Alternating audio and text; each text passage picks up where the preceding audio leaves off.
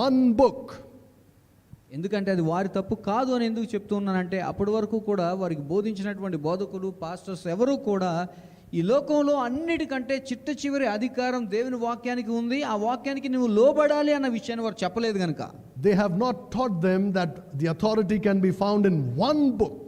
అది ఒక్క పుస్తకంలోనే ఆ సంపూర్ణమైనటువంటి అధికారం ఉంటుంది అన్న విషయాన్ని బోధించలేదు. You know what they taught them? వారు ఏం బోధించారో తెలుసా?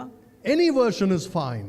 ఏ అనువాదమైనా పర్వాలేదు. If they are contradicting each other, అది ఒకదానితో ఒకటి వ్యతిరేకంగా ఉంటే you choose which one suits you the best. ఏది నీకు నచ్చిందో, ఏది నీకు అనుకువగా ఉందో దాన్ని మీరు ఎంచుకోండి అని What చెప్పారు. you feel is right, you go with that. ఏది మంచిదని, ఏది సత్యమని నీకు అనిపిస్తుందో దాన్నే నువ్వు వెంబడించు అనగా చిట్ట చివరి అధికారం నీదే అన్నట్లుగా బోధించారు. That's right. So they have taught them to become the final authority. ఆ విధంగా బోధించారు గనక